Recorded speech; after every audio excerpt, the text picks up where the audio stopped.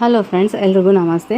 ಇವತ್ತು ನಾನು ನೀರು ಬೇವನ ಯಾವ ರೀತಿ ಮಾಡೋದು ಅಂತ ಹೇಳ್ತೀನಿ ನೋಡಿ. ಮೊದಲನೇದಾಗಿ ನಾನು ಒಂದು ಪಾತ್ರೆಗೆ ಒಂದು ಬೌಲ್ನಷ್ಟು ಬೆಲ್ಲವನ್ನು ಹಾಕಬೇಕು. ನಂತರ ಅದೇ ಒಂದು ಬೌಲಿಂದ ಹುಣಸೆಹಣ್ಣಿನ ರಸವನ್ನು ಹಾಕಬೇಕು. ನಂತರ ಪುಟಾಣಿ ಹಿಟ್ಟನ್ನು, ಒಂದು ಬೌಲ್ನಷ್ಟು ಪುಟಾಣಿ ಹಿಟ್ಟನ್ನು ನೀರಿನಲ್ಲಿ ಕಲಸಿಬಿಟ್ಟು ಚೆನ್ನಾಗಿ ಅದೇ ಪಾತ್ರೆಗೆ ಹಾಕಬೇಕು. ಆಮೇಲೆ ಎಲ್ಲ ಡ್ರೈ ಫ್ರೂಟ್ಸ್ ಆದಂತಹ ಬಾದಾಮಿ, ಗೋಡಂಬಿ, ದ್ರಾಕ್ಷಿ, ಚಿರಂಜಿ, ಕೇರ್ ಬೀಜ, ಗಸಗಸೆ, ಹುರಿದಿರುವಂತಹ ಗಸಗಸೆ, ಉತ್ತತ್ತಿ, ಕಲ್ಲಂಗಡಿ ಬೀಜ, ಕರ್ಬೂಜ ಹಣ್ಣಿನ ಬೀಜ, ಸೂರ್ಯಕಾಂತಿ ಬೀಜ, ಒಂದು 4 ಕಾಳಷ್ಟು ಅಜವಾನ, ಕಲ್ಸಕ್ಕರೆ, ಇವೆಲ್ಲವನ್ನು ಡ್ರೈ ಫ್ರೂಟ್ಸನ್ನು ಚೆನ್ನಾಗಿ ಜಜ್ಜಿಬಿಟ್ಟು ಹಾಕಬೇಕು. ಆಮೇಲೆ ಬೇವಿನ ಹೂವನ್ನು ಕೂಡ ಹಾಕಬೇಕು. ರುಚಿಗೆ ತಕ್ಕಷ್ಟು ಉಪ್ಪನ್ನು ಹಾಕಬೇಕು. ಆಮೇಲೆ ಸ್ವಲ್ಪ ಕೊಬ್ಬರಿಯನ್ನು ತುರಿದ್ಬಿಟ್ಟು ಹಾಕ್ಕೋಬೇಕು. ಸ್ವಲ್ಪ ಜಾಯಿಕಾಯಿನ ತುರಿದ್ಬಿಟ್ಟು ಸ್ವಲ್ಪ ಒಂದು ಚಿಟಿಕೆಯಷ್ಟು ಹಾಕ್ಕೊಳ್ಬೇಕು. ನಂತರ ಒಂದು ಸ್ವಲ್ಪ ಮಾವಿನಕಾಯನ್ನು ಹಾಕ್ಕೊಳ್ಬೇಕು.